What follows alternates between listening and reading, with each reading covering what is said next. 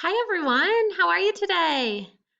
It's so good to see you. We're going to start out with our warm up, and just for fun, we're going to do a little bit of a rhyming warm up as well. Okay, let's go ahead and I'm going to show you something, and you have to think of some words that rhyme with it. So here's a pig. What rhymes with pig? Big, fig, wig. All of those words have ig at the end. Try this one. Bye, pig. Woo! Let's see. I have some food. Can you think of any words that rhyme with food? And they can be make-believe words. Food, mood, rude, tood. All right, bye, food. Wee, wee. All right, check it out. What do I have? A plate. What rhymes with plate? Gate, bait, mate. All right, one more. I have a little can. What rhymes with can? Man, ban, fan, ran, tan, ban. Did I say that one? I don't know.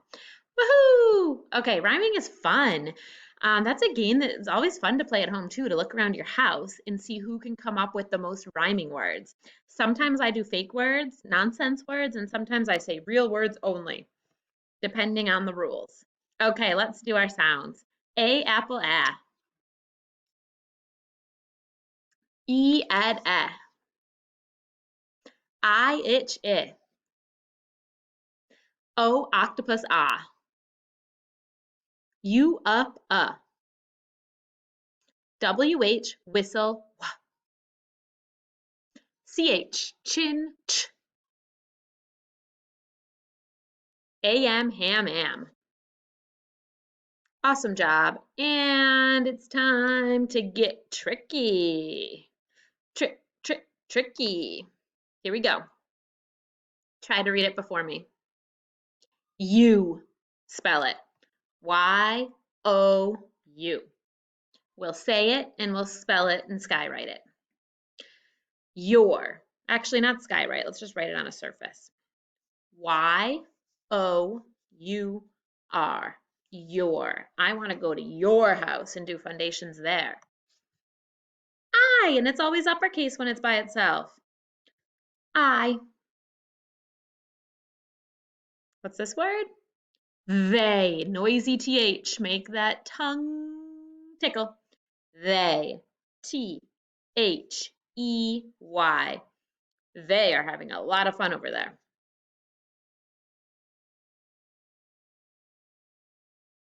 Was. W-A-S. Was. Tricky one. One, like the number. You're number one. You're number one. Let's spell it and write it together. O-N-E. One. Last word today. Said. S-A-I-D. Tricky part in the middle. Sounds like an E. Said. Okay. Nice job, everybody. So I want to talk about something. I want to talk about books. There are all different types of books. And sometimes we call these types a genre. Try that fancy word. Say it. Genre. It's a French word that means like a type of book. So take a look here. Some books are fiction. That means that they're make-believe, they're fake, and they tell a story usually. The narrative fiction tells a story with characters and a beginning, a middle, and end. And then another genre is informational. Informational is teaching us facts about something and we're learning about it. So here's an example This book right here, called Caterpillar to Butterfly, that would be an informational text. And text is another word for book, or it could mean an article or a newspaper, something that we read, a text. This one's informational. It gives us information to help us learn about caterpillars and butterflies. And then look at this book. Do you recognize this one? The Very Hungry Caterpillar.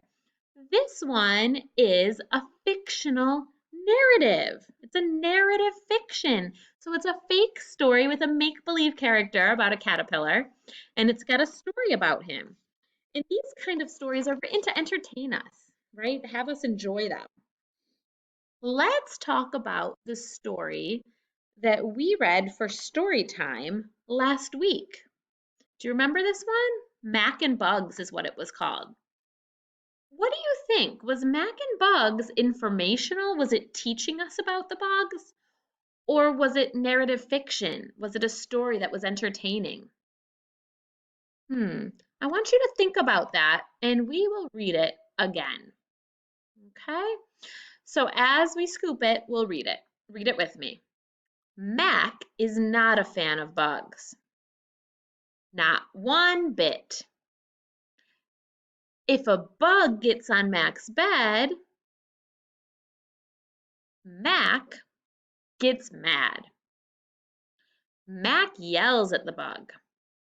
Get off this bed, you big bad bug! If the bug does not go, Mac yells for his dad. If dad is not there, Mac runs. So what do you think? Do you remember making the pictures in our head?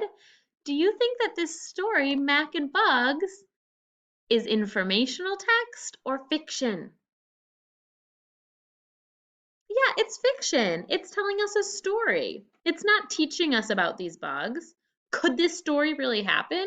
Sure. You could really have a bug on your bed that doesn't go away.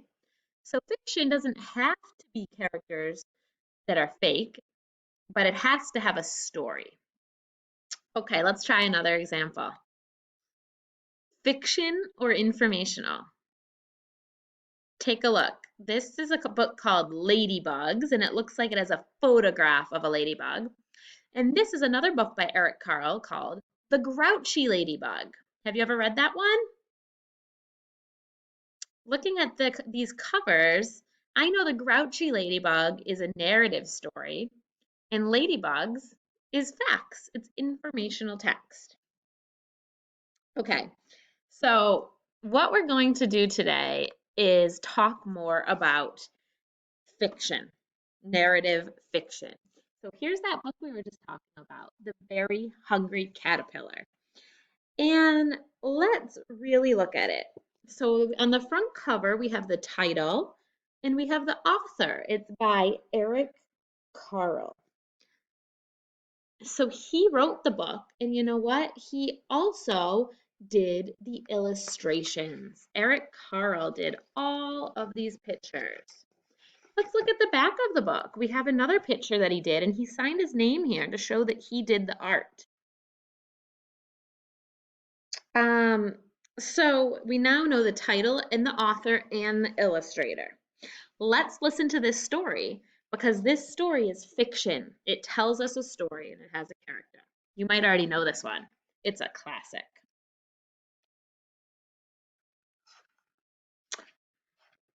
In the light of the moon, a little egg lay on a leaf. Do you see it? One Sunday morning, the warm sun came up, and pop! Out of the egg came a tiny and very hungry caterpillar. He started to look for some food. On Monday, he ate through one apple, but he was still hungry. There he is coming out. On Tuesday, he ate through two pears, but he was still hungry. On Wednesday, he ate through three plums, but he was still hungry. On Thursday, he ate through four strawberries, but he was still hungry. On Friday, he ate through five oranges, but he was still hungry. Oh boy. On Saturday, he ate through one piece of chocolate cake, one ice cream cone, one pickle, one slice of Swiss cheese, one slice of salami, one lollipop, one piece of cherry pie, one sausage, one cupcake, and one slice of watermelon. That night, he had a stomach ache. The next day was Sunday again. The caterpillar ate through one nice green leaf, and after that, he felt much better. Now he wasn't hungry anymore, and he wasn't a little caterpillar anymore. He was a big, fat caterpillar. He built a small house called a cocoon around himself.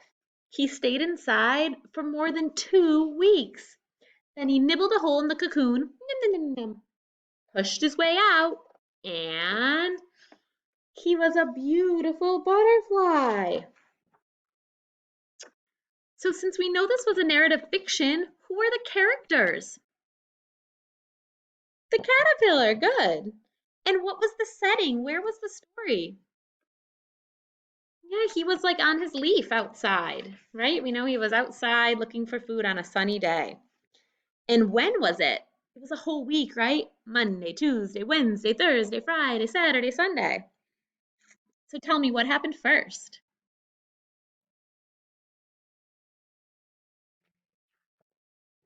Yeah, the beginning of the story, right? He ate all the healthy food. And then what happened in the middle? After he ate all that healthy food, what happened next? And how did it end? What happened at the very end? That's right. All that food helped him have energy to make his cocoon and turn into a butterfly. Fiction stories have characters, setting, and beginning, middle, and end. Nice job with that. So next week, when we do story time, we're going to look at an informational text to learn about caterpillars and butterflies. Now, before you go today, I want us to practice a little bit of writing. So please get your paper, and we won't do a full checkup, but you need paper and something to write with, your foundations paper. Okay, today we'll skip the sounds and we'll go right down to words. Repeat after me. Dads. Some kids have two dads. Do you hear a suffix ending? Dads. Good. So what's the base word? Dad. Tap out dad. D-a-d. Spell it and write it and add the suffix.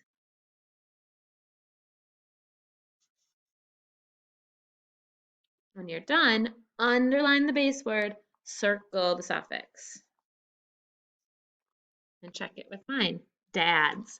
Please make sure when you're doing your D starts on the plane line. It goes around like you're making a C, but don't pick up your pencil. Go all the way up to the skyline and back down to the grass. D, dog, D.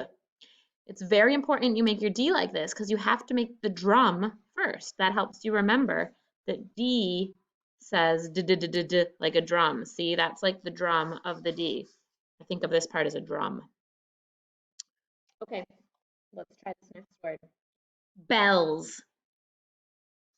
Is there a suffix? What's the base word? Bell. Tap it with me. B-e-l. Spell it and write it.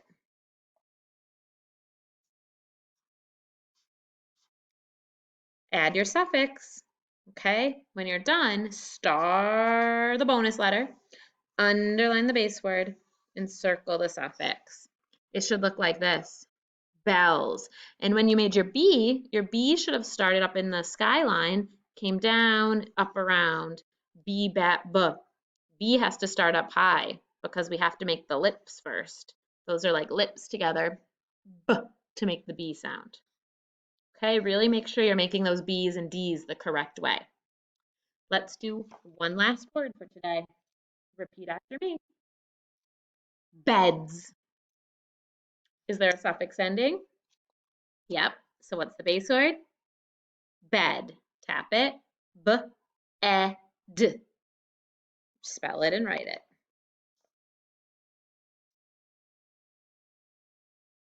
And when you're done, underline the base word, circle the suffix, and check it to mine. Beds has a B and a D, so I hope to practice making them the right way. Do some more B's and D's if you need